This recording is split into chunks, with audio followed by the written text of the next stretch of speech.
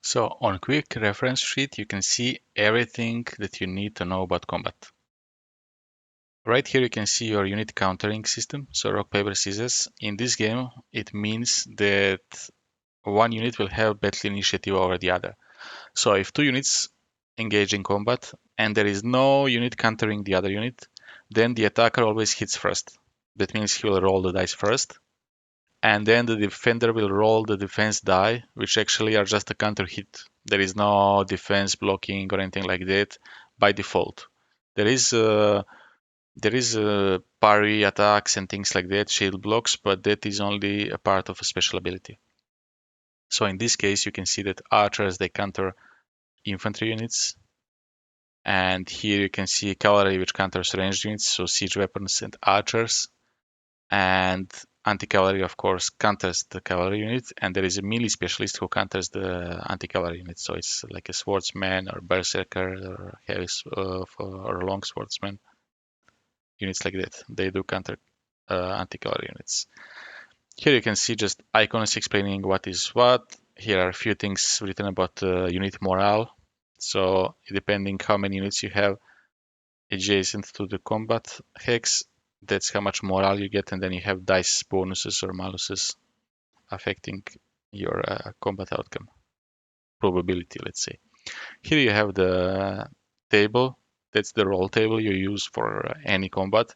Here you have the terrain, depending where the combat is happening, and attack roll, defense roll.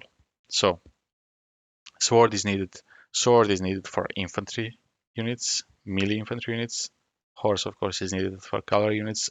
Arrow is needed for both infantry ranged and siege weapons.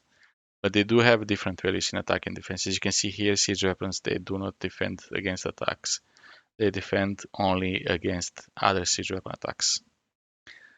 So let's say now I have attacked this pikeman here with my horse. We are fighting on grassland, so I would be looking at cavalry hit grassland. I would be able to roll 4 dice. But since this pikeman counters me, then the defender rolls first, and the defense roll for melee infantry is 2 dice. So I would take 2 dice, I would roll them, and I did get a sword, so that means I would hit this horse first.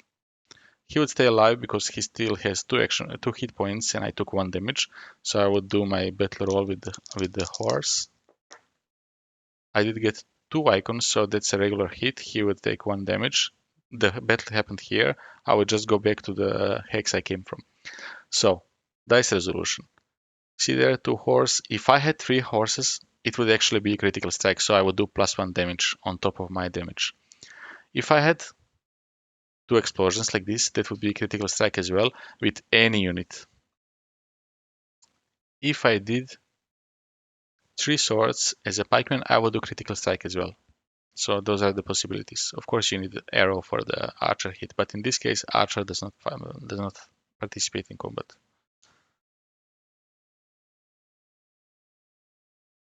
I can show you. Well, I can show you here, for example. This hero is a ranged unit, so I can move right here in this forest for 2 action points. I have 3 in total. I do reveal him. Oh, it's an enemy hero, which is really cool for me.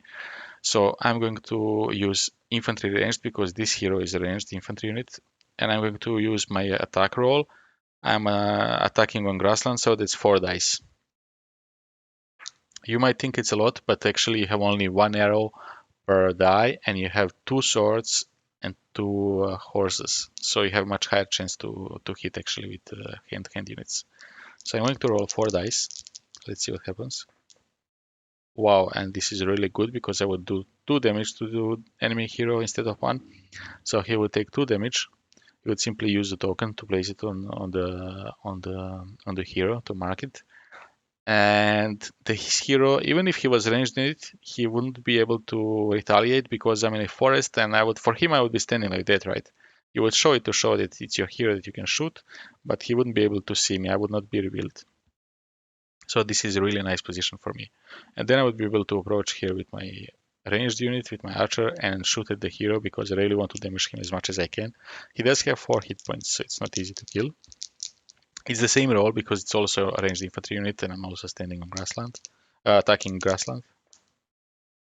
But I did miss. If I got one more critical strike, I would be able to actually kill that hero, and that would do a lot of damage.